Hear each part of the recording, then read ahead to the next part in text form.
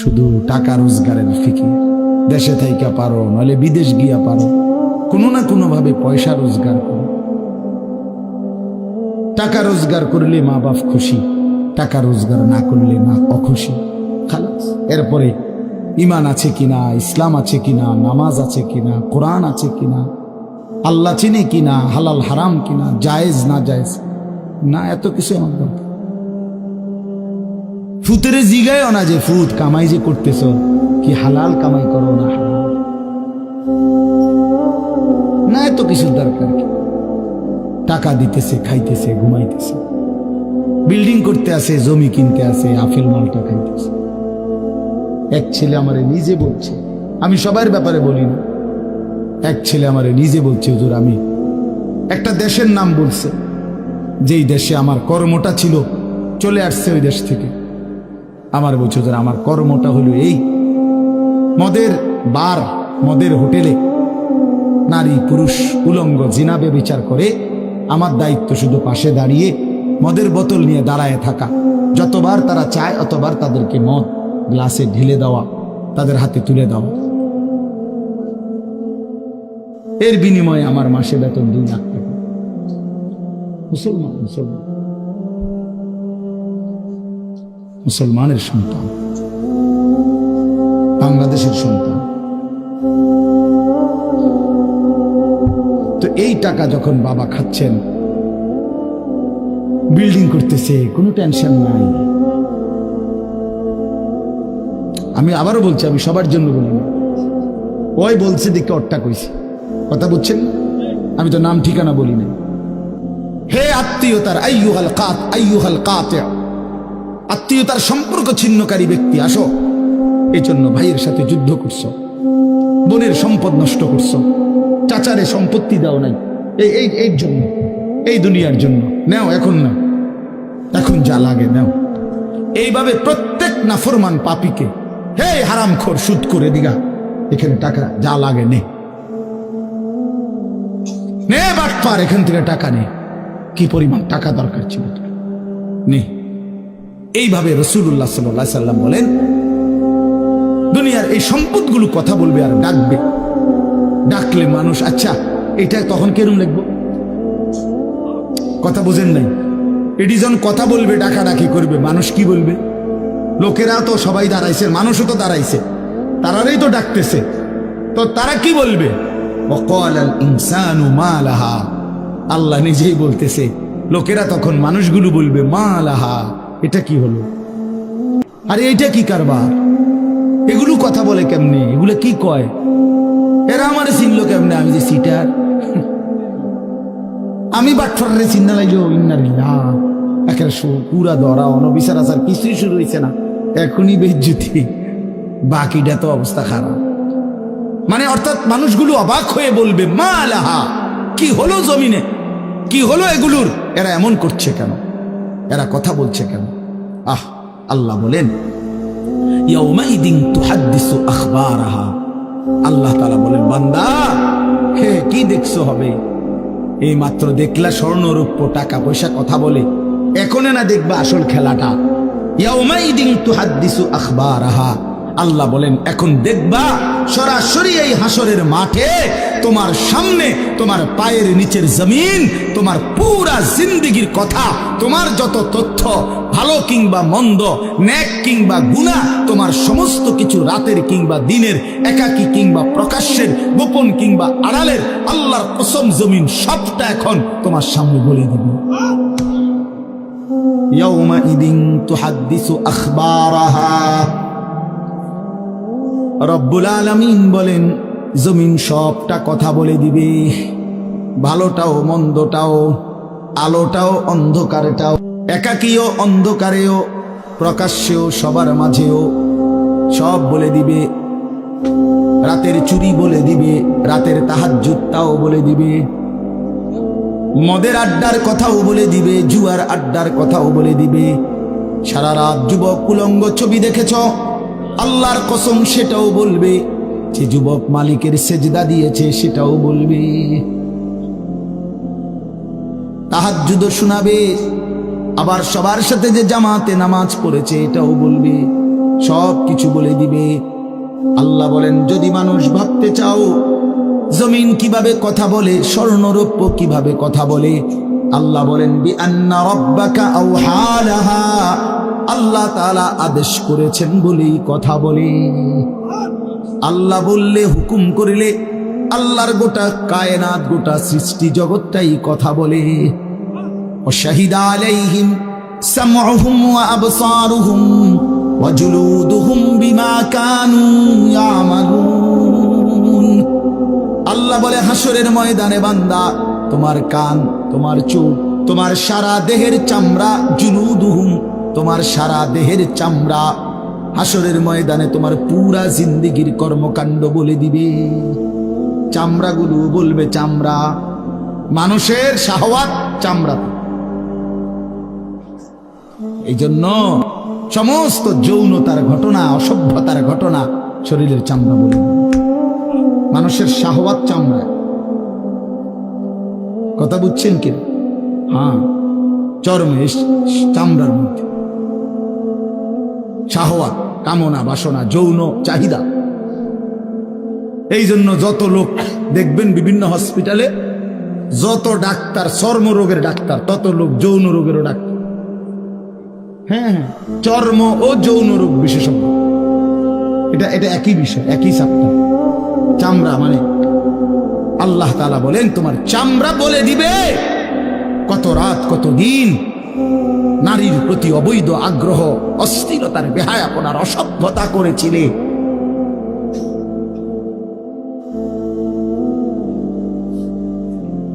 হায় হায়।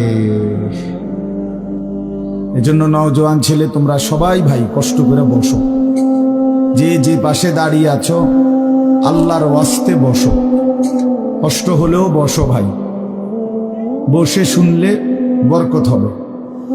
মোবাইলটা হাতের যাদের, এটা বন্ধ করে দাও। হাতে ধরা যেই মোবাইলগুলো, এগুলো বন্ধ করে দাও ভাই, এগুলো নামায় ফেলো। আমাদের চেহারার দিকে তাকাইয়া আল্লাহর কথা মনোযোগ দিয়ে শুনলে লাভ হবে। আসলে বাস্তবতা হলো, প্রতিটা আয়োজন কষ্টের আয়োজন। এক একটা মাহফিলের মধ্যে অনেক মেহনত করতে হয়। 2 টাকা, 10 টাকা, 20 টাকা, 50 টাকা একত্র করেই এরপর একটা মাহফিল। এক মুঠে কেউ টাকা দেয় না, অনেক জনের কাছ থেকে বারবার গিয়ে কষ্ট করে নিয়ে সবাই মিলে মিশে একটা মাহফিল। প্যান্ডেল, মাইক, পোস্টার, হ্যান্ডবিল, বক্তা, দাওয়াত দেওয়া, ঠিকমতো আসা, মেহমানদারি, আপ্যায়ন, সব মিলাইয়া অনেক কিছু, অনেক কাজ থাকে, অনেক পেরেশানি। আমার মাদ্রাসায় আগামী 14ই ডিসেম্বর মাহফিল। তো গত 1 মাস থেকেই এই পরিকল্পনায়, এটা হবে কোথায়, ওইটা হবে কোথায়, বক্তা বসবে কোথায়, শ্রোতা বসবে কোথায়, প্যান্ডেল হইলে কোন দিক দিয়া, এই কত কিছু যে লিখছি আমরা। এতে বোঝা যায় যে অনেক কিছু। এই সবটুকু কষ্ট করে যদি শুধু কেবল আসলাম আর গেলাম, কিছুই শুনলাম না, বুঝলাম না, কিছু গ্রহণ করলাম না, তো কি লাভ হলো ভাই? এই কষ্টের এই ইন্তেজামের মধ্যে ফায়দা কি? এই জুয়েল ওর কথা বারবার আমার কাছে বলছে। মাঝখানে আমি গত বছরে খুব সম্ভব ডেট দিতে পারি না, তো আবদার ছিল, আমি এবছর বলছিলাম যে ডেট মিলাই দেব, তো দেওয়া হয়েছে। আসলে সবাইরই ব্যস্ততা, সবাই কষ্ট করেই ইন্তজাম করতে হয়েছে। এই জন্য আমি অনুরোধ করি, সবাই আমরা ছেলেরা, তোমরাও ভাই বসো, ভাই ওই ছেলে বসো না বাবা, এনে বসো, বসো। এই ছেলেরা তোমরাও বসো ভাই, যে কদ্দুরে শুনো, অসুবিধা নাই, যতক্ষণই শুনো।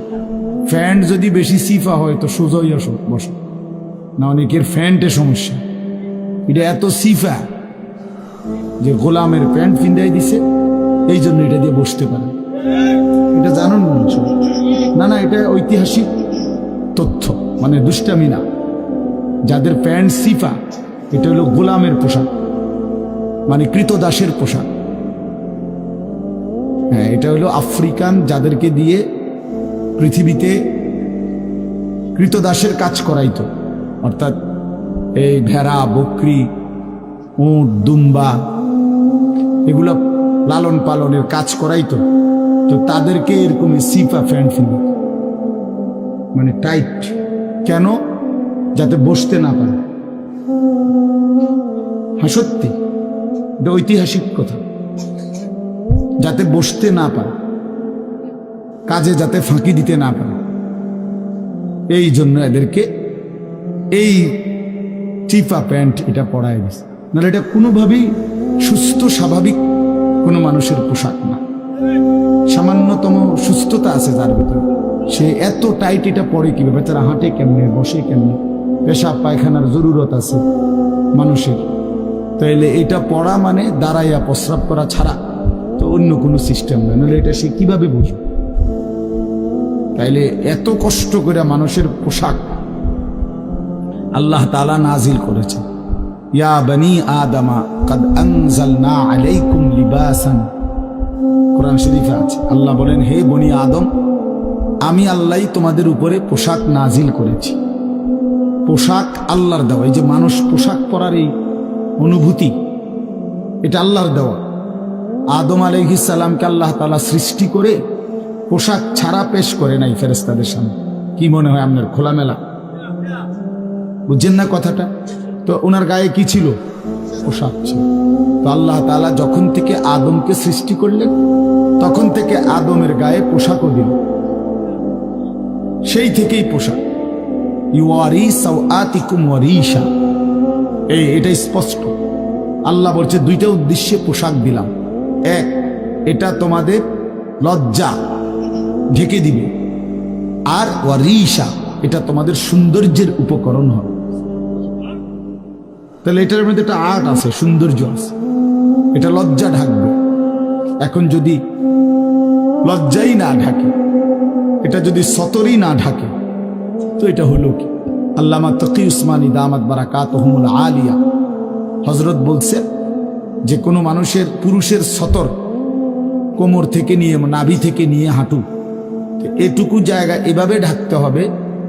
একে তো মোটা হইতে হবে কাপড়, যাতে করে পাতলার কারণে চামড়া দেখা না যায়। আরেকটা হলো এতটুকু ঢিলে ঢালা হইতে হবে, যাতে করে এতটা টাইট হইয়া না লাগে, যেন অঙ্গ প্রত্যঙ্গ, রান, পিছনের অংশ কার কেমন এটা বোঝা না যায়। স্বাভাবিক যেন ঢিলে ঢালা হয়, নাই তো এটা কি হয় না, পোশাক হয়। একবারে শরীর সাইজ কাইটা কাইটা বানানো, এটা কোনোভাবেই সৌন্দর্য না। এই জন্য এটা একটা গুরুত্বপূর্ণ বিষয়। এটা বলে অনেক সময় অনেকেরই দেখি, এই বেচারা আমাদের সাথেও কোনো সময় দেখা করতে আসলে মাদ্রাসায়, মনে করেন মাহফিলে দাওয়াত দিতে আসছে, অথবা এমনি দেখা করতে, তো আমাদের তো নিচে বসতে হয়, চেয়ার টেবিল নাই। তো এই নিচে বসতে কইলে আর বই তারা এটারে টানতে টানতে ফ্যান জান শেষ। বেচারা নিজেও কষ্টে প্যারেশানিতে পড়ে, আমরাও প্যারেশানিতে পড়ি। এই জন্য স্বাভাবিক ঢিলে ঢালা পোশাক পরা উচিত, একটু যেন করে চলতে ফিরতে আরাম হয়। ভাই তোমরা বসতে না, তোরা এখান চলে যাও, বেটা অপদার্থ কোথাকার, যাও এখান থেকে বেটা, হ্যাঁ যাও। তোমার মতো দু চারজন শ্রোতা না হলে কি ফালতু কোথাকার। এতবার বললাম, এটা বসতে ক্ষতি কি? আল্লাহর কথা বসে শুনতে হয়। এটা এতবার একটা কথা বলতেছি, এটা যদি গুরুত্ব না হয় তো এটা কি হলো? আমরা বলে আল্লাহর কথা বসে শুনতে হয়, এটা তো একটা সার্কাস না। কি বলেন, এটা কি একটা সার্কাস? তাইলে কোরআন শরীফে আছে এটা।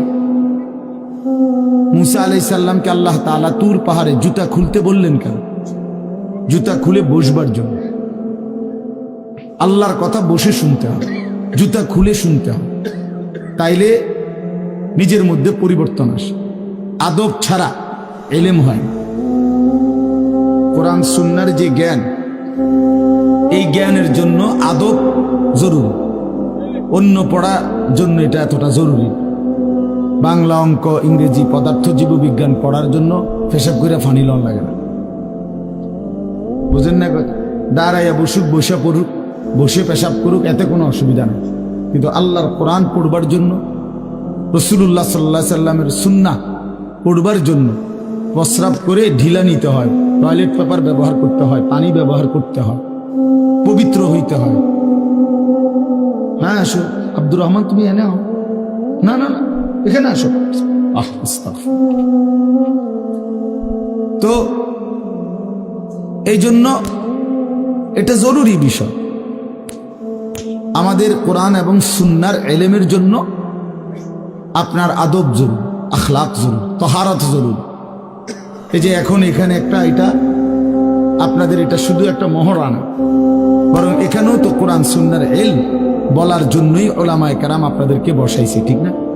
তো তাইলে আদব জরুরি। মাওলানা ইয়াহিয়া বয়ান করতেছিলেন, হ্যাঁ আল্লাহ তাআলা, আমি যেটুকু আইসা মাত্র শুনলাম, আল্লাহ তাআলা হাসরের ময়দানে এক কদম পাও বাড়াইতে দিবেন, জিন্দেগির প্রতি ইঞ্চির হিসাব হবে। আন উমরিহি ফীমা আফনাহু, পুরা হায়াত বান্দা কোথায় ব্যয় করেছো বলো আমাকে, আমার দেওয়া হায়াত। ওয়া আন শাবাবিহি ফীমা আবলাহু, শুধু যৌবনটা কোথায় ব্যয় করেছো সেটা আমাকে আলাদা বলো।